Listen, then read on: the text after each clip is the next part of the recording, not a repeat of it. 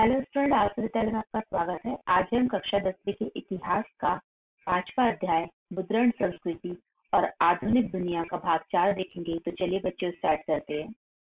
आज हम पढ़ेंगे मुद्रण क्रांति और उसका असर।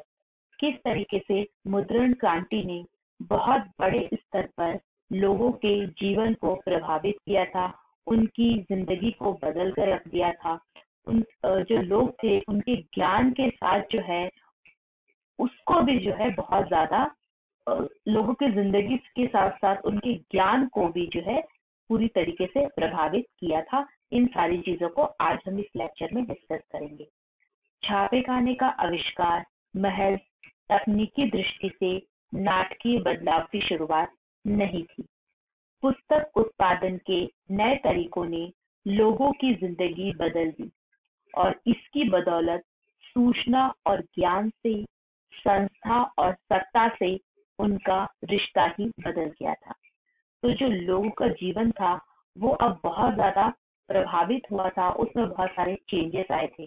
चाहे वो चेंज सूचना और ज्ञान से हो या फिर लोगों की संस्था और सत्ता से जो है लोगों के जो रिश्ता है उसमें चेंजेस की हम बात कर सकते हैं। इससे लोक चेतना बदली और बदला चीजों को देखने का नजरिया। अब लोग जो है उसमें एक नई चेतना जागृत हुई और जो पहले की तरह जो है लोग जो है अब उनका नजरिया जो है वो चेंज होने लगा। अब हम देखेंगे नए पाठक वर्ग। छापे खाने के आने से एक नया पाठक वर्ग पैदा हुआ। छपाई से किताबों की कीमत कम हो गई और किताब की हर प्रति के उत्पादन में जो वक्त और श्रम लगता था वह भी अब कम हो गया और बड़ी तादाद में प्रतियां छापना आसान हो गया। बाजार किताबों से बढ़ गई और पाठक वर्ग भी बेहतर होता चला गया। देखिए क्या हुआ कि जैसे ही छापे खाने जो है उनका आविष्कार हुआ तो इससे क्या हुआ, एक नए वर्ग का उदय हुआ जिसे कि हम एक नए पाठक वर्ग बोल सकते हैं। छपाई से जब प्रिंट होने लगा तो इससे किताबों की जो कीमत थी वो कम हो गई।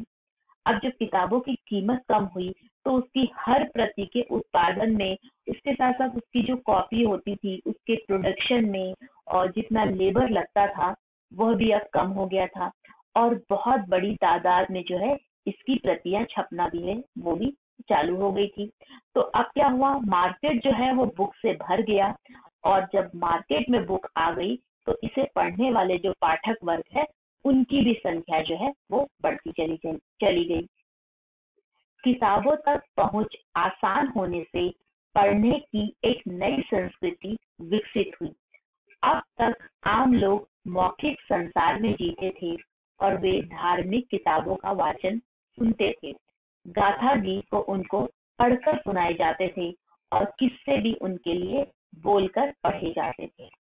क्योंकि अभी तक किताब का इतना ज्यादा अगर हम देखें पूरे यूरोप में तो अभी तक जो है इतनी ज्यादा, क्योंकि वो बहुत ही कुछ विशेष वर्ग के लोग होते थे, चाहे वो राजा महाराजा हो, तो उन्हीं तक जो है वो इनका पाठन जो है वो सीमित था। लेकिन चूंकि अब जो है वो प्रिंटिंग प्रेस के आने के बाद किताब जो है वो इजीली अवेलेबल होने लगी, तो इसी वजह से जो है अब आम लोग भी जो है वो इसका यूज करने लगे।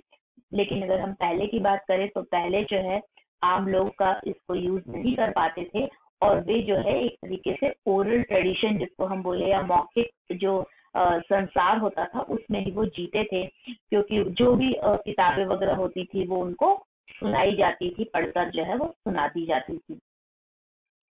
ज्ञान का मौखिक लेन देन ही होता था। लोग बाग समूह में ही दास्तान सुनते या कोई आयोजन देखते। तो अब क्या होता था, अभी तक जो है लोग जो है वो एक ग्रुप बना लेते थे और उस ग्रुप में ही किसी भी प्रकार का कोई भी चीजें जो है उनको सुनाई जाती थी। आयोजन या फिर कोई आयोजन जो है वो देख लेते थे। तो वे अकेले अलग से खामोशी से पढ़ने के अभी तक आदी नहीं थे। छपाई क्रांति के पहले किताबें न केवल महंगी थी बल्कि उन्हें पर्याप्त मात्रा में छापना भी असंभव था। तो जब प्रिंटिंग रिवॉल्यूशन नहीं हुआ था, जब क्रांति नहीं आई थी, उससे पहले किताबें जो थी, जो बुक्स थी वो बहुत ज्यादा कॉस्टली होती थी और चूंकि इसे बहुत छापना भी आसान नहीं था, इसलिए जो है ये बहुत ज्यादा जो है हाई रेट पर अवेलेबल होती थी, तो आम जनता की पहुंच से जो है ये ऊपर थी। अब किताबें समाज के व्यापक तबकों तक पहुंच सकती थी। समाज का हर वर्ग जो है वो अब किताबें जो है वो खरीद सकता था और उससे जो है पढ़ सकता था। अगर पहले की जनता श्रोता थी तो कह सकते हैं कि अब पाठक जनता अस्तित्व में आ गई थी।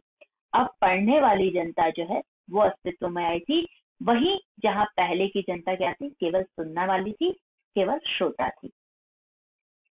लेकिन यह संक्रमण सरल नहीं था। किताबें सिर्फ साक्षर ही पढ़ सकते थे और यूरोप के अधिकांश देशों में 20वीं सदी तक साक्षरता की दर सीमित थी।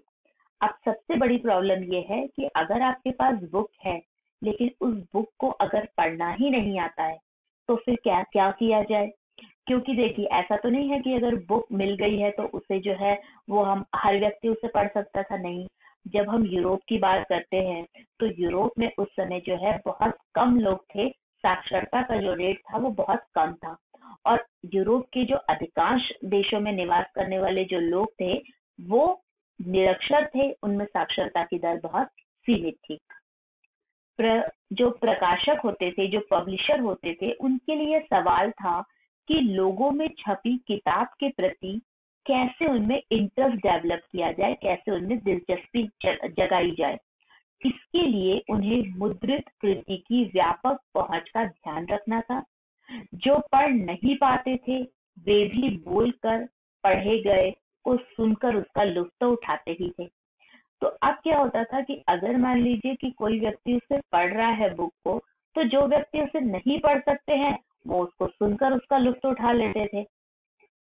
इसलिए मुद्रकों ने लोकगीत और लोक कथाएं छापनी शुरू कर दी। जब उन्होंने लोगों की रिक्वायरमेंट देखी तो अब क्या किया, जो मुद्रक थे उन्होंने लोकगीत और लोक कथाएं जो है उसको पब्लिश करना प्रारंभ कर दिया। और ऐसी किताबें आमतौर पर तस्वीरों से खूब सजी धजी यानी कि सचित्रित होती थी। तो इस तरीके की बुक्स आप कभी बच्चों की बुक्स भी देखे होंगे। बच्चों की बहुत छोटे छोटे, अगर हम बच्चों की बात करें तो उनकी बुक्स में जो है, क्योंकि उनको भी शुरू में उनकी भी वही स्टेज होती है कि उन्हें पढ़ना तो आता नहीं है, तो क्या होता है कि पिक्चर के माध्यम से भी जो है वो बहुत सारी चीजों को समझते हैं और उन्हें बहुत अच्छा लगता है। तो यही चीज उस समय भी की गई थी। उस समय भी जो तस्वीर थी, बहुत सारे चित्र जो है, फोटो थी, उन सभी चीजों को ज्यादा से ज्यादा यूज किया जाता था। और फिर इन्हें सामूहिक ग्रामीण सभाओं में या शहरी शराब घरों में गाया और सुनाया जाता था। इस तरीके की व्यवस्था जो है उस समय यूरोप में थी। इस तरह मौखिक संस्कृति मुद्रित मुद्रित संस्कृति में दाखिल हुई। देखिए, दो संस्कृतियों का मिलन हो रहा है। अब जो है, जो प्रिंटिंग जो हमारा कल्चर था और जो ओरल कल्चर था वो एक साथ मिल रहा है और छपी सामग्री जो है वो मौखिक अंदाज में प्रसारित हुई। अब जो छपी हुई चीजें है उसे बोलकर मौखिक अंदाज में जो है उसका प्रचार प्रसार किया जा रहा था। मौखिक और मुद्रित संस्कृतियों के बीच की विभाजन रेखा धुंधली पड़ गई। श्रोता और पाठक वर्ग एक दूसरे में घुल मिल गए। अब देखिए, इनके बीच में पहले क्या होता था कि जो मौखिक और मुद्रित संस्कृति है, जो ओरल और रिटन जो कल्चर था, उसके बीच में एक रेखा, मतलब उनको जो है डिवाइड कर दिया जाता था। तो ये डिवीजन जो था, ये जो विभाजक रेखा थी, अब वो शिथिल पड़ने लगी और जो सुनने वाले जो श्रोता वर्ग थे और पढ़ने वाले जो पाठक वर्ग थे वो एक दूसरे के साथ ज्यादा कनेक्ट हुए, एक दूसरे के साथ घुल मिल गए। So what did we learn today? बच्चों, आज हमने क्या पढ़ा और क्या सीखा? तो आज हमने जाना मुद्रण संस्कृति और उनका प्रभाव, किस तरीके से मुद्रण संस्कृति का, मुद्रण क्रांति का प्रभाव पड़ा कहाँ, समाज में, लोगों में, जनता में। और इसके द्वारा एक नए पाठक वर्ग का उदय हुआ और हम देखते हैं कि किस तरीके से जो आपका मौखिक संस्कृति है और मुद्रण संस्कृति है उनका आपस में किस तरीके से विलय हुआ।